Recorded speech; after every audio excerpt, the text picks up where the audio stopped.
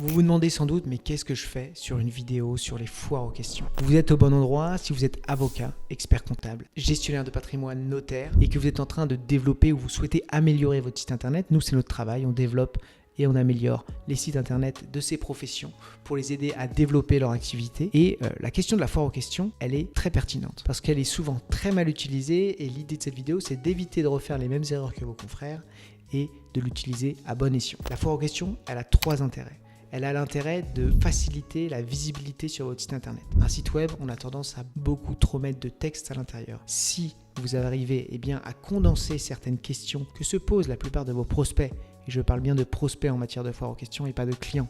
Vos clients, vous leur répondez à leur mail directement. Vos prospects, ils s'intéressent à ce que vous faites, ils visitent vos sites internet. Une fois qu'ils sont clients, ils visiteront moins votre site internet. Et donc, que vous avez des questions qui sont posées sur ces sujets, la foire aux questions va permettre de réduire la quantité de texte visible au premier abord sur votre site et de les intégrer à l'intérieur d'une foire aux questions qu'on pourra ouvrir en fonction des questionnements que se pose le prospect. Deuxième élément, ça va être un vrai outil pour développer la conversion de votre site internet. La conversion, c'est le fait de passer de visiteur à client lorsqu'on tombe sur votre site web. Cette conversion, elle doit être optimisée au maximum parce que tout ce que vous allez faire en matière de communication va vous rapporter du trafic sur votre site web et donc plus ces personnes ensuite prennent contact avec vous, mieux c'est pour vous et mieux votre communication est efficace. Et donc la foire aux questions, elle va être déterminante parce que vous allez pouvoir répondre à des questions que se posent souvent vos prospects et donc c'est ce que je vous invite à faire, c'est de noter les questions que vous allez avoir au fur et à mesure du temps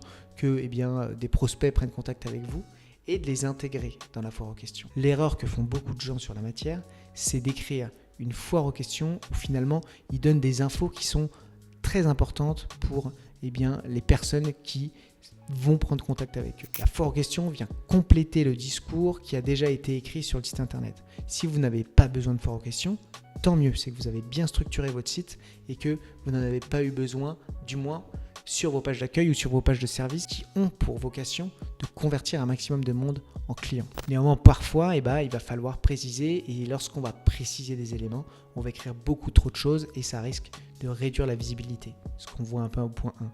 Les points 1 et les points 2 sont assez liés. Par exemple, lorsque je parle d'honoraires pour un avocat, vous allez expliquer dans une section que vous travaillez au forfait, avec une courte explication de pourquoi vous passez au forfait. Et s'il y a besoin d'aller plus loin, parce que les clients vous posent souvent cette question, pourquoi vous travaillez qu'au forfait? Ça sera intéressant de prendre cette question, pourquoi nous ne travaillons qu'au forfait au sein de notre cabinet d'avocats, et expliquer que c'est parce que pour vous, ça vous permet plus de transparence avec le client, plus de clarté, que c'est beaucoup plus facile pour vous de vous projeter sur un dossier, que le client il a moins un sentiment d'insatisfaction si le dossier prend du temps.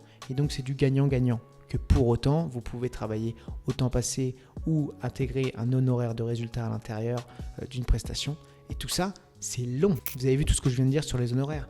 L'idée, c'est de réduire ça et de l'intégrer dans une foire aux questions quand c'est vraiment pertinent. Donc ça, c'est les éléments en matière de conversion, en matière de lisibilité. Si vous pouvez vous en passer d'une foire aux questions, faites-le. Et si vous avez une page foire aux questions qui répond à toutes les questions importantes de vos prospects, ça n'a rien à faire là. Cette page foire aux questions, elle ne sera jamais visitée. Il faut donc la faire éclater et l'intégrer sous forme de soit mini foire aux questions, soit sous forme de section directement sur votre site internet avec du texte dans les pages dédiées. C'est-à-dire si vous parlez d'honoraires, l'intégrer peut-être dans la page honoraire ou la page cabinet de votre site internet et expliquer comment ça fonctionne. Si c'est vraiment important pour vos prospects de savoir tout ça, regardez-le. On a tendance à surestimer à quel point les gens lisent un site internet, mais en réalité, on est plus sur une histoire d'impression générale. Les gens viennent se rassurer en voyant que c'est professionnel et donc rien ne sert de trop en mettre. Vous allez en règle générale réduire vos chances d'avoir des personnes qui prennent contact avec vous et donc essayer de réduire la quantité et effectivement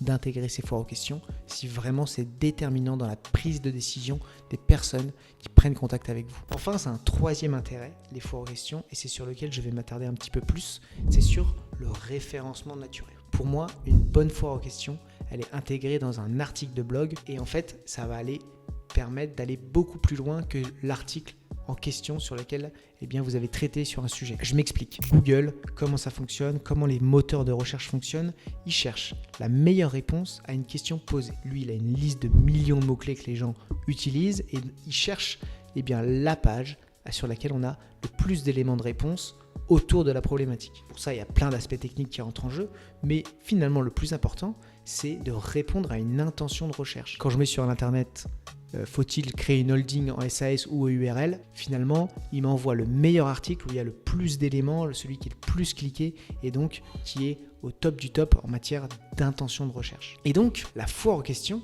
ce qui va être intéressant, c'est de l'intégrer à la fin de votre article. Vous allez d'abord répondre à la question posée, par exemple, comment écrire un testament. Vous allez écrire tout l'article sur comment écrire, quelles sont les règles, etc. Et ensuite, il va y avoir des questions annexes que les gens vont pouvoir se poser autour de ces sujets-là. Et c'est ce que vous allez intégrer dans cette FAQ. Ça va permettre à des personnes de lire votre article et de retrouver à la fin, pour aller plus loin, d'autres éléments qui vont permettre d'accentuer certains éléments de réponse, de pousser le raisonnement un petit peu plus loin et sans doute vous faire monter en matière de référencement. Autre élément qui est intéressant avec cette FAQ, c'est que si vous regardez un article bien référencé, souvent vous verrez que les titres de l'article sont construits sous forme de questions. Et donc, le format FAQ, il est super bien adapté en termes de référencement. Donc, lorsque vous allez construire votre blog, vous allez intégrer cet aspect FAQ et vous allez vous donner la possibilité d'aller plus loin sur certains sujets, sur vos articles. Pour ça, j'utilise un outil, moi, qui est très pratique, qui s'appelle Perplexity. C'est un outil d'intelligence artificielle qui marche sous la forme d'un moteur de recherche. Vous allez lui poser une question, il va vous envoyer les éléments de réponse, mais ensuite, il va aussi vous donner 4, 5, 6 questions annexes que vous allez pouvoir ouvrir au fur et à mesure et donc vous donner c'est aller plus loin, ces éléments de réponse supplémentaires qui vont faire passer votre article de assez bien référencé à sans doute extrêmement bien référencé. Ce n'est absolument pas fait par les cabinets d'avocats, les notaires, les experts comptables, etc.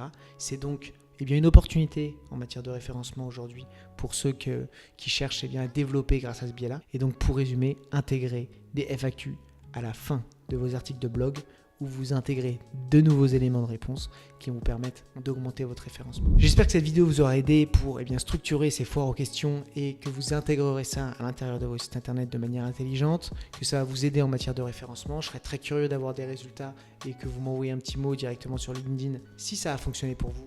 Mais j'en suis certain. Si vous cherchez à développer votre site web et à l'améliorer, n'hésitez pas à vous abonner à cette chaîne et à nous suivre sur les réseaux sociaux, LinkedIn, Instagram, en fonction de ce que vous utilisez. Je vous souhaite un excellent développement et à très vite.